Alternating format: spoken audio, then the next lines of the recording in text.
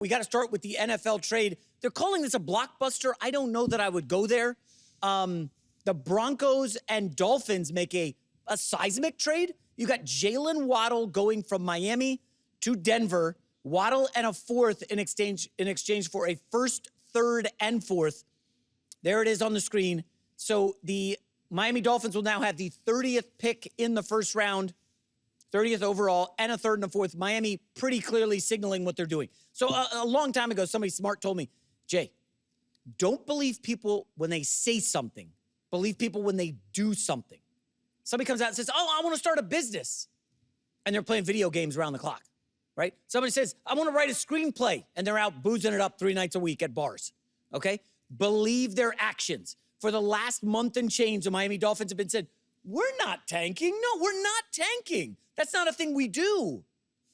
Well, we just got rid of Tyreek Hill and Bradley Chubb so we could clean up our cap.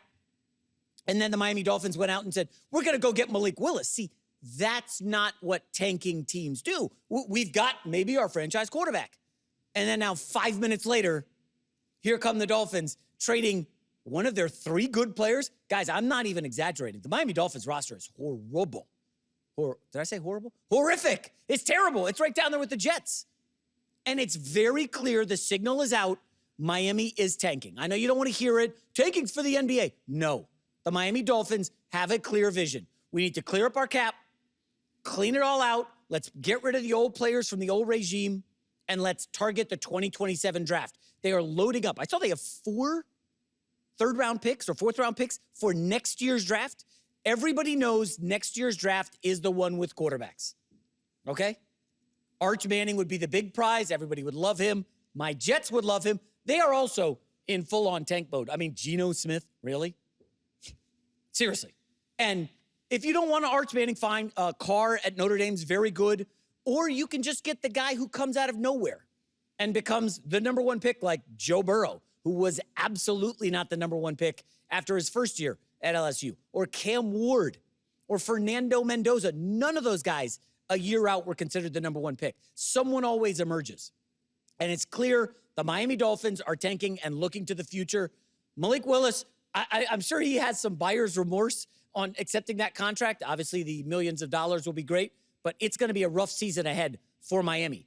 Now, the other side of the coin is the Denver Broncos, and you've got to love this trade if you're a Broncos fan. They're doing cartwheels in altitude right now. I mean, Sean Payton gets a great weapon in Jaylen Waddle, who fits in that offense perfectly. I know he hasn't been an all-pro. I don't even think he has a Pro Bowl on his resume. And his numbers have actually declined a bit the last couple of years. He had a great first 2 seasons in the league. I think 1,300 yards in year 2. And he fits seamlessly alongside Cortland Sutton, who's the big body contested guy. Waddle, you see, is great over the middle, got the speed. They got young Pat Bryant, who looks like a player. They drafted him last year, 3rd-round pick. He showed well. You maybe move off of Marvin Mims, see what you can get for him. I like the tight end in Evan Ingram. Denver, the arrow is clearly pointing up. You've got the quarterback on the rookie deal, and the move is fortify the roster. Broncos fans were a little upset that they didn't do more yet in the offseason, kind of re-signing their guys, no big splashes.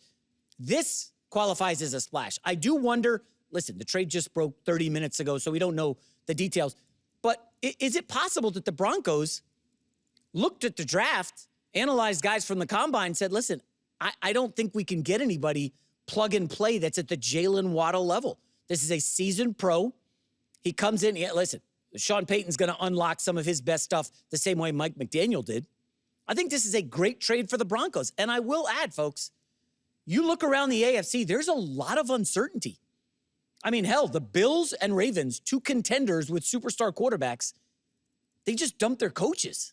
What's that reboot going to be like? Patrick Mahomes is coming off a major injury, and I know they're saying all the right things. Oh, Mahomes, yeah, he'll be ready for the opener. Okay, well, you can say that, but again, what are your actions? They just went and traded for Justin Fields, who I probably would guess starts week 1. I know the league wouldn't love that. They love Mahomes back in the saddle, but there's uncertainty in Kansas City. They don't have a secondary. I mean, they just lost their top 2 quarterbacks. So we're looking at Chiefs down, Ravens down, Bills, I mean, the Broncos just beat them in the playoffs in a hell of a game. But then you even look at the Steelers. What's their quarterback situation? uncertainty that reigns there too. Jacksonville, are they going to duplicate, double-digit wins? Houston has some major questions at quarterback after C.J. Stroud's terrible playoff game. So the AFC is kind of sort of wide open. And the Broncos just watched the New England Patriots go from the cellar to the penthouse with Drake May and adding Stephon Diggs. So I think this is a home run for the Denver Broncos, just an outstanding move. Sean Payton and company in Denver have done a phenomenal job pivoting from Russell Wilson's disaster to quickly #1 seed in the AFC Championship game. And my guess, I haven't seen an update in the odds. I think Denver probably is your favorite in the AFC heading into next season. So great trade for the Broncos. Miami Dolphins fans, as they like to say on social media, enjoy the projects. It's going to be a rough year for the Miami Dolphins.